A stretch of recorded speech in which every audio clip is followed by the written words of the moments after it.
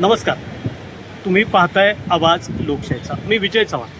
दौंड तालुक्यातील भीमा सहकारी साखर कारखान्याच्या निवडणुकीचा प्रश्न मुंबई हायकोर्टामध्ये गेले अनेक दिवस त्याच्यावरती कामकाज सुरू होतं. अखेर आज त्या भीमा सहकारी साखर कारखान्याच्या निवडणुकीच्या कार्यक्रमाचा अंतिम टप्पा पार पडला.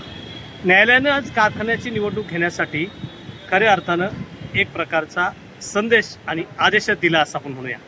आज खऱ्या अर्थानं निवडणुकीसाठी 40 लाख रुपये कोणी भरायचे ह्या प्रश्नावरती गेले 4 तारखा न्यायालयात झाल्या होत्या आणि त्या अनुषंगानं आज अखेर तो दिवस उलटला आणि आज कोर्टामध्ये 2 दिवसामध्ये 40 लाख रुपये हे सहकारी साखर संचालक पुणे यांच्याकडे भरायचे आहेत आणि तसा आदेश त्यांनी केलेला आहे. याबाबत आपल्याला सविस्तर माहिती या ठिकाणी ज्यांनी खऱ्या अर्थानं ही लढाई लावली त्या वसंतराव साळुंके यांनी आपलं मनोगत व्यक्त केलं आहे. पहा ते काय म्हणतात ते.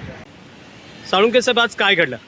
आज न्यायालयापुढे भीमा सहकारी साखर कारखान्याच्या निवडणुकीच्या संदर्भातली सुनावणी पूर्ण झाली आणि या सुनावणीमध्ये अनेक प्रकारे उलटसुलट कोर्टाने निरीक्षणं त्यामध्ये नोंदवली आणि कोर्टाने अखेर सांगितलं कारखान्याची निवडणूक झाली पाहिजे.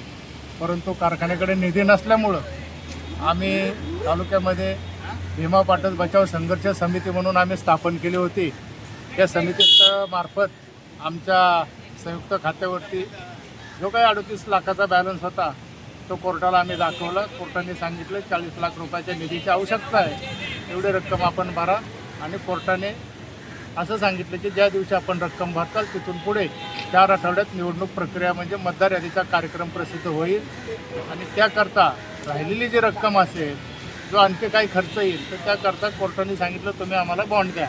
तशा पद्धतीनं आपल्या वकिलांनी त्या पद्धतीचा बॉन्ड दिलेला आहे आणि उद्याच आम्ही 40 लाख रुपयाचा चेक निवडणूक प्राधिकरण प्रादेशिक सहसंचालक साखर पुणे यांच्याकडे जमा करतो.